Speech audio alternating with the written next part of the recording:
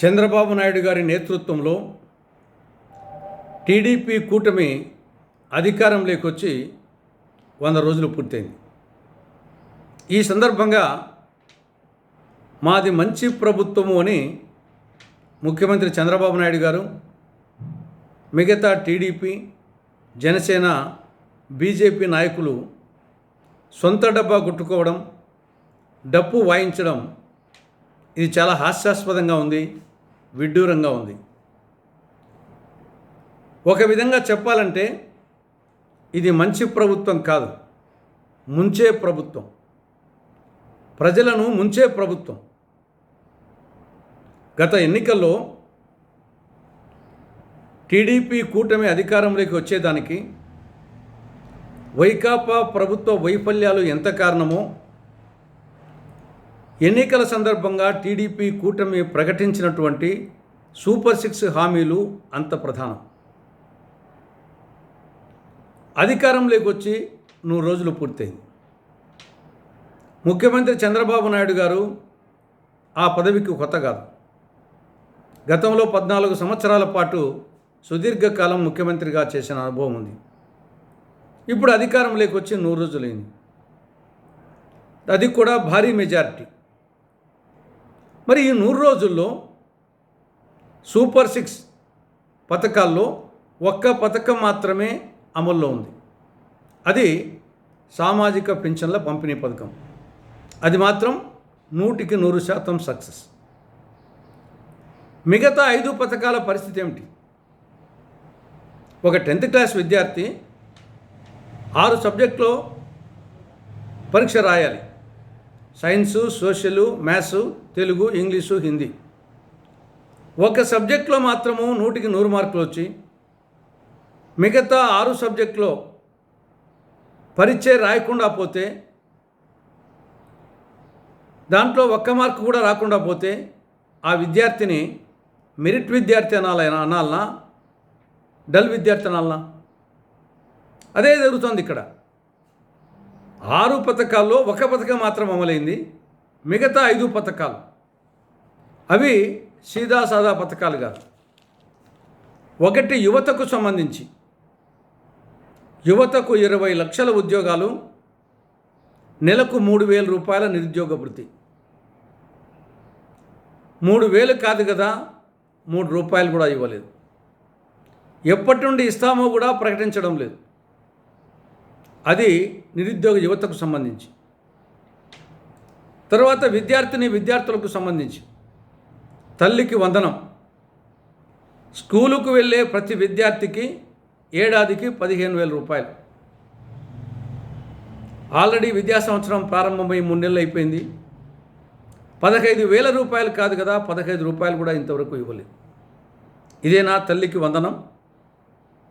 మూడవది రైతులకు సంబంధించి అన్నదాత సుఖీభవ పథకం కింద ప్రతి రైతుకు ఏటా 20,000 రూపాయల ఆర్థిక సాయం.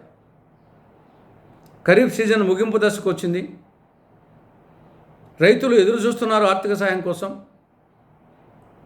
కానీ 20,000 రూపాయలు కాదు, 20 రూపాయలు కూడా ఇంతవరకు ఆర్థిక సహాయం చేయలేదు.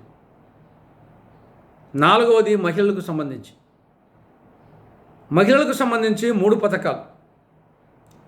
ఒకటి 18 సంవత్సరాల నుంచి 59 సంవత్సరాల వరకు ఉండే ప్రతి మహిళకు నెలకు 1,500 రూపాయలు, అమలు కాలేదు. ప్రతి ఇంటికి ఏడాదికి ఉచితంగా 3 గ్యాస్ సిలిండర్లు, అమలు కాలేదు.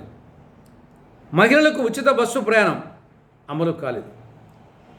ఇక 5వది బీసీ, ఎస్సీ, ఎస్టీ, ముస్లిం మైనార్టీలకు సంబంధించి 50 ఏళ్ళకే పెన్షన్ చెప్పాడు.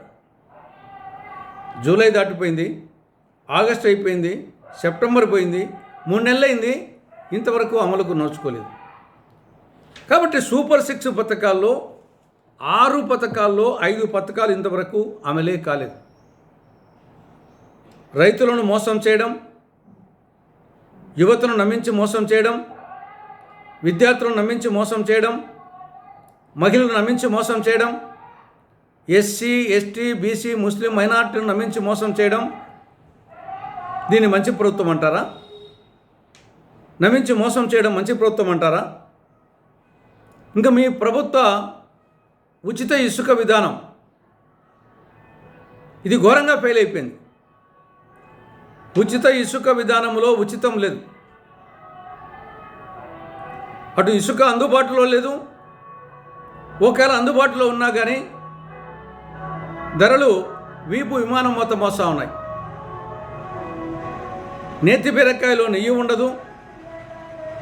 టీడీపీ కూటమి ఉచిత ఇసుక విధానంలో ఉచితము ఉండదన్న విధంగా తయారైపోయింది.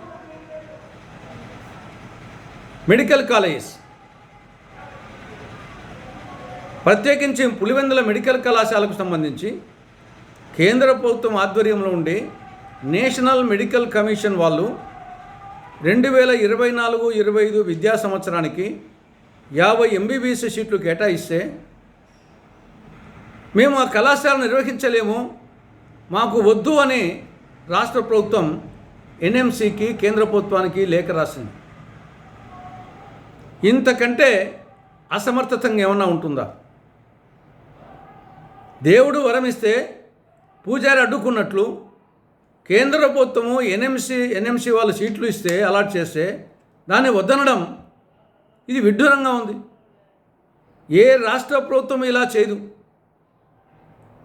ఇంకా NMCని మాకు 50 ఇస్తే 50 కాదు 100 ఇవ్వండి, 150 ఇవ్వండి అని అడగాల్సింది పోనిచ్చి ఆ 50 కూడా మాకు వద్దని చెప్పేసి లేఖ రాయడం ఇంతకంటే అసమర్థత ఇంకోటి ఉండదు. దాని తర్వాత స్కూల్స్, గత జగన్ ప్రభుత్వం జీవో 117 ద్వారా 3, 4, 5 తరగతులను ఎలిమెంటరీ పాఠశాల నుండి విడగొట్టి అప్పర్ ప్రైమరీ హై స్కూల్లో కలిపిన కారణంగా ఎలిమెంటరీ పాఠశాలలో విద్యార్థుల సంఖ్య గణనీయంగా తగ్గింది. ఈ జీవో 117 రద్దు చేస్తామని చెప్పేసి ప్రతిపక్ష పార్టీగా ఉన్నప్పుడు టీడీపీ చెప్పింది. అధికారంలోకి వచ్చిన తర్వాత ఆ జీవో 117 రద్దు చేయకపోవడం కాకుండా ఆ జీవో 117 ఆధారంగా ఎక్కడైతే స్కూళ్ళ విద్యార్థుల సంఖ్య తగ్గిందో ఆ విధంగా 10 మంది విద్యార్థులకు ఉంటే తక్కువగా ఉండే మొత్తం ఎలిమెంటరీ పాఠశాలని మూసేస్తా అని చెప్పేసి నిర్ణయం తీసుకున్నది. ఆ విధంగా దాదాపు 5,000 ఎలిమెంటరీ స్కూళ్ళు మూతపడతాయి రాష్ట్రంలో. ఈ లోపల టీచర్స్ యూనియన్ ద్వారా ప్రెజర్ వచ్చి ప్రస్తుతానికి స్టాప్ అయింది. లేకుంటే దాదాపు రాష్ట్రంలో 5,000 ఎలిమెంటరీ స్కూల్స్ మూతపడే విధంగా ఈ ప్రభుత్వం ఆలోచించింది. ఇక అప్పుకు సంబంధించి ఇదే తెలుగుదేశం పార్టీ కానీ మిగతా మేము కూడా జగన్ ప్రభుత్వం విపరీతంగా అప్పులు చేస్తూ ఉంది, శక్తికి మించి అప్పులు చేస్తూ ఉంది, ఈ రాష్ట్రాన్ని అప్పుల ఆంధ్రప్రదేశ్ చేస్తూ ఉంది అని విమర్శించాం. అందులో టీడీపీ కూడా ఉంది. కానీ ఇప్పుడు ఏం చేస్తుంది టీడీపీ కూటమి ప్రభుత్వం? కోడలికి బుద్ధి చెప్పి అత్త తెడ్డు నాకిందని ఓ సామెత ఉంది. ఈ యొక్క 3 రోజుల్లోనే టీడీపీ కూటమి ప్రభుత్వం, చంద్రబాబు ప్రభుత్వం 25,000 కోట్ల రూపాయల అప్పు చేసింది. ఈ ఆర్థిక సంవత్సరంలో అటు జగన్ ప్రభుత్వం ఇటు చంద్రబాబు ప్రభుత్వం ఇద్దరు కలిసి సెప్టెంబర్ 16